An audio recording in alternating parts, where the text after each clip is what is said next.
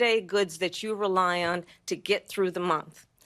Economists have said that that Trump sales tax would actually result for middle-class families in about $4,000 more a year because of his policies and his ideas about what should be the backs of middle-class people paying for tax cuts for billionaires. President Trump, I'll give you 2 minutes. First of all, I have no sales tax. That's an incorrect statement. She knows that. We're doing tariffs on other countries. Other countries are going to finally, after 75 years, pay us back for all that we've done for the world. And the tariff will be substantial in some cases. I took in billions and billions of dollars, as you know, from China. In fact, they never took the tariff off because it was so much money they can't. It would totally destroy everything that they've set out to do. They're taking in billions of dollars from China and other places. They've left the tariffs on. When I had it, I had tariffs, and yet I had no inflation.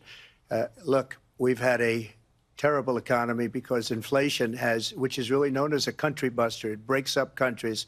We have inflation like very few people have ever seen before, probably the worst in our nation's history. We were at 21%, but that's being generous because many things are 50, 60, 70, and 80% higher than they were just a few years ago. This has been a disaster for people, for the middle class, but for every class. On top of that, we have millions of people pouring into our country from prisons and jails, from mental institutions and insane asylums, and they're coming in and they're taking jobs that are occupied right now by African Americans and Hispanics, and also unions. Unions are going to be affected very soon. And you see what's happening. You see what's happening with towns throughout the United States. You look at Springfield, Ohio. You look at Aurora in Colorado.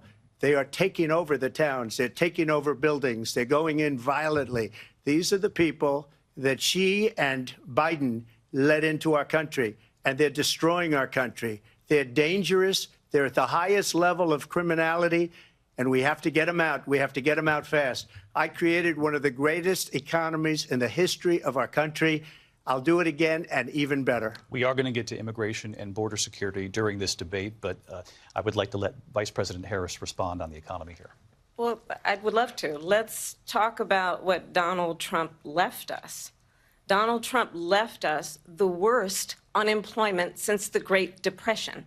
Donald Trump left us the worst public health epidemic in a century. Donald Trump left us the worst attack on our democracy since the Civil War. And what we have done is clean up Donald Trump's mess. What we have done and what I intend to do is build on what we know are the aspirations and the hopes of the American people. But I'm going to tell you all in this debate tonight, you're going to hear from the same old tired playbook, a bunch of lies, grievances, and name-calling. What you're going to hear tonight is a detailed and dangerous plan called Project 2025 that the former president intends on implementing if he were elected again. I believe very strongly that the American people want a president who understands the importance of bringing us together, knowing we have so much more in common than what separates us. And I pledge to you to be a president for all Americans. President Trump, will give you a minute here to respond. Number one, I have nothing to do, as you know, and as she knows better than anyone, I have nothing to do with Project 2025. That's out there. I haven't read it. I don't want to read it purposely. I'm not going to read it. This was a group of people that got together. They came up with some ideas, I guess some good, some bad.